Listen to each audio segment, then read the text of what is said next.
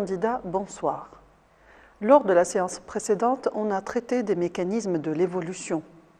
Aujourd'hui, on va étudier sur l'exemple des pinsons des îles Galapagos une application à ces mécanismes de l'évolution.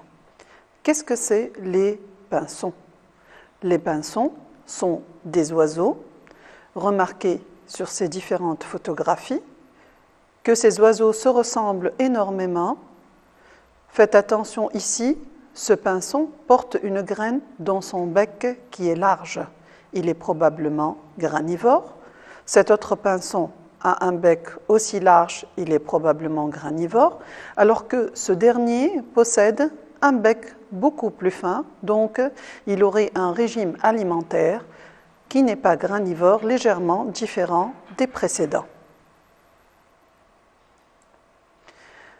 Les pinsons vivaient en Amérique du Sud et une migration les a emmenés à peu près à 900 km vers l'archipel des îles Galapagos. Ces îles Galapagos, voilà ces îles-là. Une forme ancestrale est venue de l'Amérique du Sud, une forme ancestrale essentiellement granivore. Elle a envahi l'archipel des îles Galapagos dépourvue d'oiseaux. Elle s'est installée dans les groupes d'îles centrales où des niches écologiques étaient disponibles. La migration des pinsons vers les îles périphériques a divisé l'espèce en groupes qui ont évolué indépendamment en accumulant les mutations.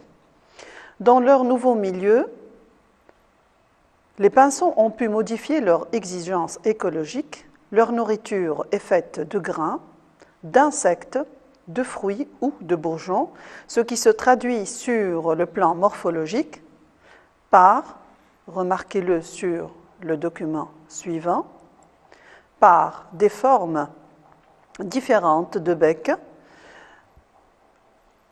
Regardez ici que les oiseaux qui possèdent des becs larges sont granivores, alors que ceux qui possèdent des becs fins sont essentiellement insectivores. Ces différentes formes de bec sont générées par des mutations et la sélection naturelle. À partir de l'exemple des pinsons des îles Galapagos, essayons de généraliser ceci pour toutes les espèces. Comment peut-on obtenir plusieurs espèces à partir d'une seule? Voyons ceci sur les documents suivants qui vont nous montrer les différentes étapes qui vont emmener à la formation de différentes espèces à partir d'une espèce. Sur ce premier document, nous voyons bien, représentés par des cercles gris, des populations d'une même espèce qui occupent un même milieu de vie. Des échanges génétiques se font entre les différentes populations et ces flèches montrent que les croisements sont possibles entre individus qui se déplacent d'une population à l'autre. Il se crée une diversification au sein de l'espèce, c'est ce qu'on a qualifié déjà de polymorphisme. Dans une deuxième étape, une séparation pour une cause bien déterminée, par exemple à la suite de l'ouverture d'un océan ou bien un simple isolement géographique, sépare ces deux groupes de populations qui vivent chacun dans un milieu différent.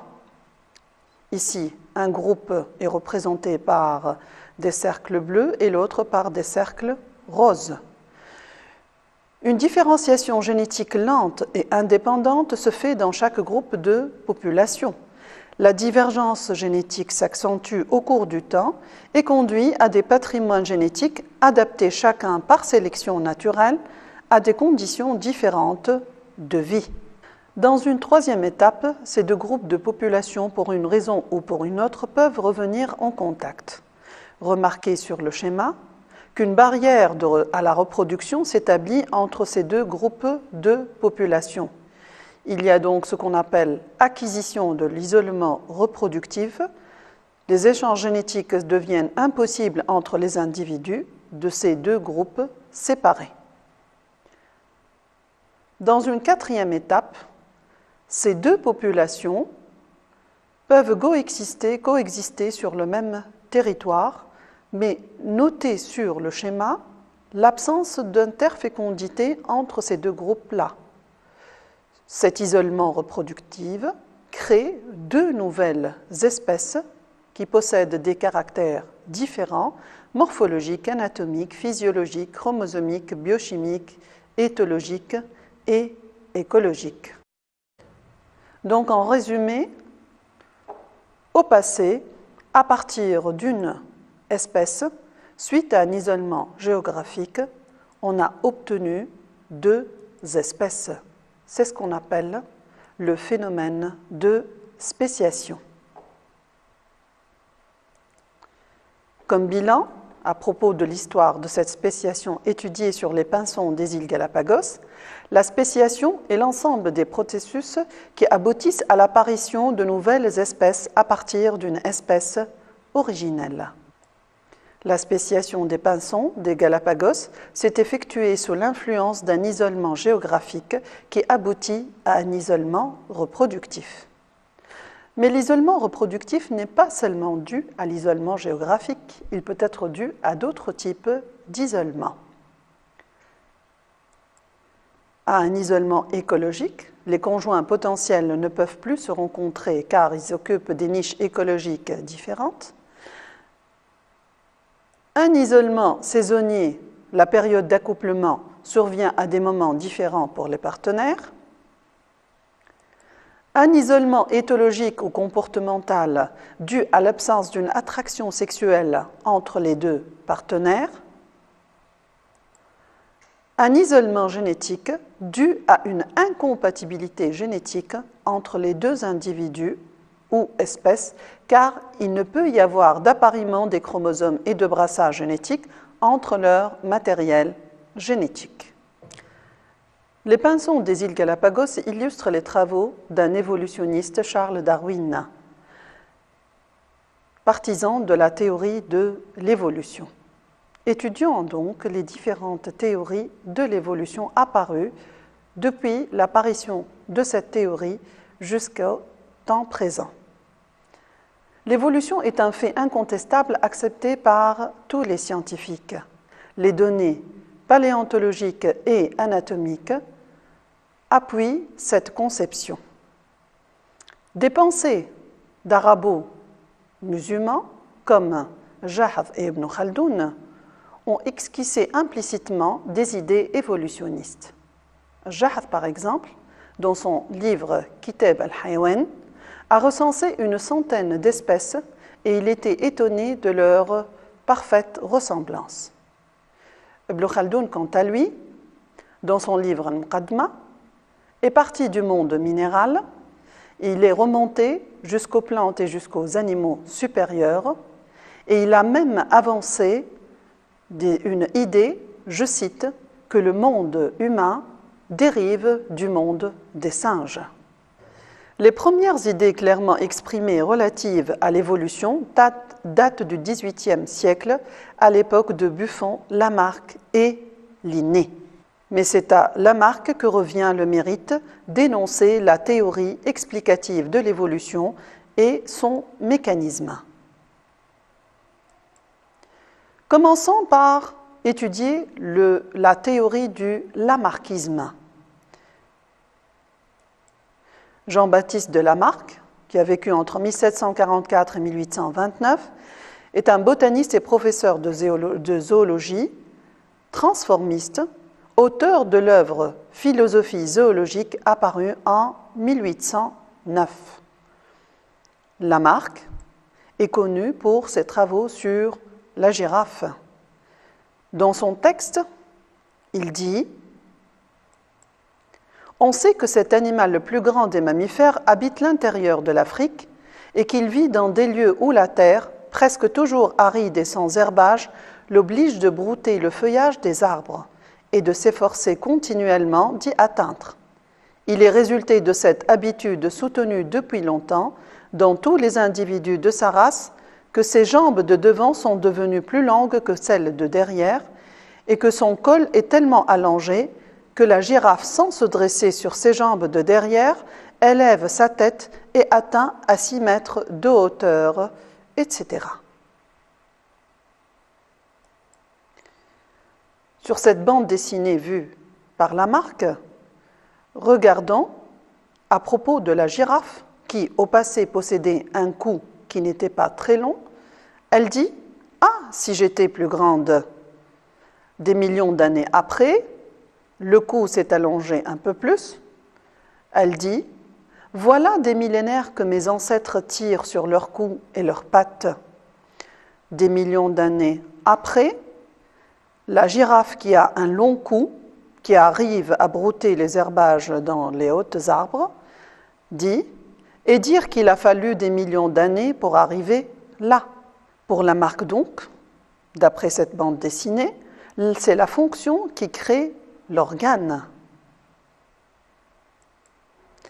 Dans un texte de Lamarck, là où il parle de l'adaptation des organismes à leur milieu, Lamarck dit « Dans tout animal qui n'a pas dépassé le terme de ses développements, l'emploi plus fréquent ou soutenu d'un organe quelconque fortifie peu à peu cet organe, le développe, l'agrandit et lui donne une puissance proportionnée à la durée de cet emploi. »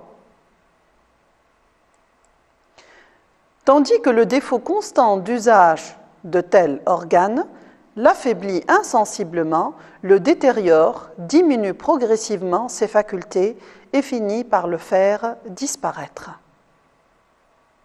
Dans un deuxième texte, Lamarck parle de l'hérédité des caractères acquis.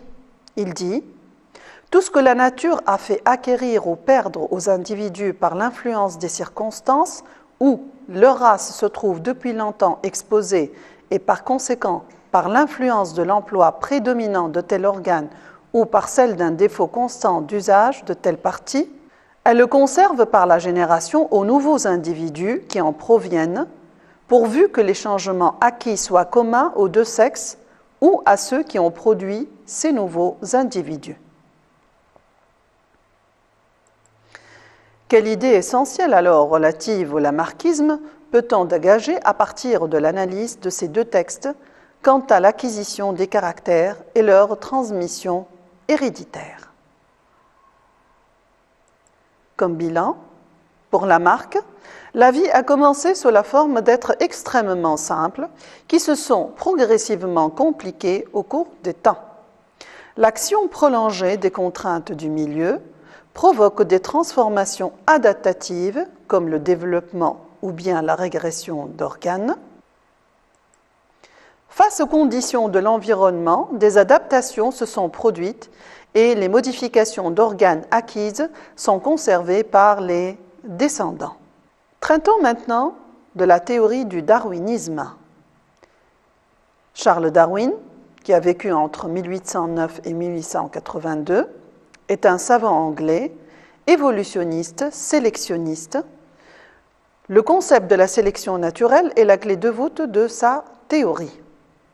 Auteur de l'œuvre « L'origine des espèces » apparue en 1859. Il est connu pour ses travaux sur les pinsons des îles Galapagos étudiés préalablement. Il a aussi présenté son idée sur l'évolution de la girafe. Il dit dans son texte « La haute stature de la girafe, l'allongement de son cou, de ses membres antérieurs, de sa tête et de sa langue en font un animal admirablement adapté pour brouter les branches élevées des arbres. Elle peut ainsi trouver des aliments placés hors de la portée des autres ongulés, habitant le même pays, ce qui doit, pendant les disettes, lui procurer de grands avantages. Pour la girafe, naissant à l'état sauvage, les individus les plus élevés et les plus capables de brouter 1 pouce ou 2 plus haut que les autres ont souvent pu être conservés en temps de famine. Les individus ayant une ou plusieurs parties plus allongées qu'à l'ordinaire ont dû en général survivre seuls. Leur croisement a produit des descendants qui ont hérité soit des mêmes particularités corporelles, soit d'une tendance à varier dans la même direction. tandis que les individus moins favorisés, sous les mêmes rapports, doivent avoir été plus exposés à périr. Une autre bande dessinée, vue par Darwin, est présentée ici. Regardez qu'au passé, la girafe qui possédait un petit cou, regardant sa camarade en train de brouter les herbes plus hautes, lui dit « Égoïste ?» Sa camarade lui répond « Tu es bien trop petite, mon petit ami. » Des millions d'années après, cette même girafe dont le cou s'est allongé au préalable regarde sa camarade dont le cou est beaucoup plus lent et lui dit « Et moi qui me croyais pour une grande girafe ?» Des millions d'années d'évolution après, chez la girafe dont le cou est très long et qui commence à brouter les herbes présentes dans l'arbre plus haut, dit « Ouf, plus de concurrents ». Dans un troisième texte qui est présenté par Meyer, l'ensemble de la théorie de Darwin repose sur un certain nombre de postulats et d'hypothèses dont nous retiendrons les 4 plus importantes. Premièrement, le monde n'est pas immuable. Les espèces se modifient sans cesse, des espèces nouvelles naissent, tandis que d'autres s'éteignent. Deuxièmement, les processus évolutifs sont graduels. Il n'y a pas de transformation brutale ni de saut évolutif. Troisièmement, les organismes qui se ressemblent sont tous apparentés. Ils ont un ancêtre commun. Tous les organismes vivants ont une ascendance commune. La vie sur Terre a une origine unique. L'homme partage la même ascendance. Quatrièmement, l'évolution n'est pas le fait du hasard, c'est le résultat de la sélection. Celle-ci s'opère en 2 temps. La première étape correspond à l'apparition d'une immense variabilité. La seconde, à la sélection proprement dite, engendrée par la lutte pour la vie. Quelles sont donc les idées nouvelles par rapport au lamarckisme qu'on peut dégager à partir de l'analyse de ce texte? Darwin, comme Lamarck, admet l'idée de transformation lente et graduelle des espèces. Mais contrairement à Lamarck, les variations ne sont pas des réponses à l'action du milieu. Il se produit une sélection naturelle qui aboutit à la survie et au développement des espèces les plus adaptées au milieu, alors que les formes inadaptées sont éliminées. Étudions maintenant une autre théorie plus récente, le néo-darwinisme. Les partisans principaux de cette théorie sont l'anglais Huxley, l'américain Simpson et le français Tessier. C'est une théorie synthétique apparue à peu près en 1930 qui intègre la génétique mendélienne, la génétique des populations, la paléontologie et la systématique. Elle a pour principal fondement la sélection naturelle qui est bien illustrée dans ce document par l'exemple déjà étudié de la phalène du bouleau qui est sélectionnée avec un nombre très important dans des villes industrielles. Sur un prochain document, on remarque sur cette courbe qui représente la fréquence d'un certain allèle au fur et à mesure des générations, que la fréquence de cet allèle qui lui confère un avantage sélectif augmente dans la population. Pour les partisans du néo-darwinisme, l'adaptation consiste le facteur orientant de l'évolution. Son mécanisme doit être recherché dans la sélection naturelle agissant sur la structure génétique des populations. L'évolution n'est donc pas la réalisation d'un plan préétabli, mais elle s'opère dans des directions définies par les nouvelles combinaisons génétiques, issues des croisements dépendant eux-mêmes de la nature et des taux des mutations. Tous les génotypes et par conséquent les phénotypes qui leur correspondent n'ont pas la même aptitude à se transmettre et se conserver. Il en découle une certaine pression de sélection. En résumé, l'évolution de chaque groupe zoologique s'opère très schématiquement selon le processus suivant. Au départ, de nombreuses formes dispersées, généralement de petite taille, sont dotées de potentiels évolutifs divers. On parle ici de phase de préadaptation. Elles se développent et elles se différencient rapidement en envahissant des zones inoccupées jusque-là. On parle ici de la phase d'explosion. Certaines directions évolutives privilégiées se dessinent alors et vont en s'accentuant. Il y a élimination des types de transition et stabilisation des formes conservées qui vont désormais se fixer toujours plus nettement. On parle ici de la phase de spéciation. Quel est alors l'apport du néo-darwinisme à l'évolution biologique par rapport au lamarckisme et au darwinisme? Le néo-darwinisme est la conception moderne et cohérente qui retient la mutation comme source de variation héréditaire et la sélection naturelle comme facteur d'élimination écologique des moins aptes. Le néo-darwinisme intègre les acquis de la génétique et considère l'évolution comme le remplacement progressif au sein d'une population des allèles les moins aptes par les allèles les plus aptes dans un environnement déterminé.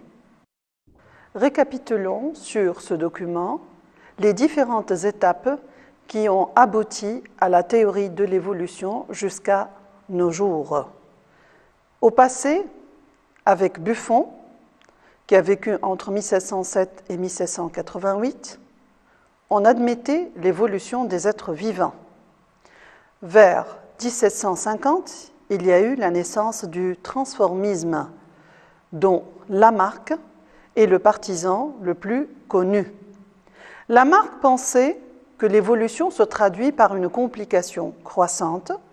L'évolution est aussi le résultat d'une adaptation au milieu. Plus tard, Darwin présentait son idée sur l'évolution. Il dit que l'évolution repose sur la sélection naturelle. Après Darwin, vers 1848-1935, l'apparition du concept de mutation précise le concept darwinien. Plus tard, vers 1895, les mécanismes héréditaires de Mendel sont associés au darwinisme. Maintenant, à partir de cette idée et de celle de Lamarck, on aboutit de nos jours à une théorie synthétique qui est la théorie du néo-darwinisme, qui montre que de nos jours, c'est la spéciation qui expliquerait principalement l'évolution des espèces. Je vous remercie. Au revoir.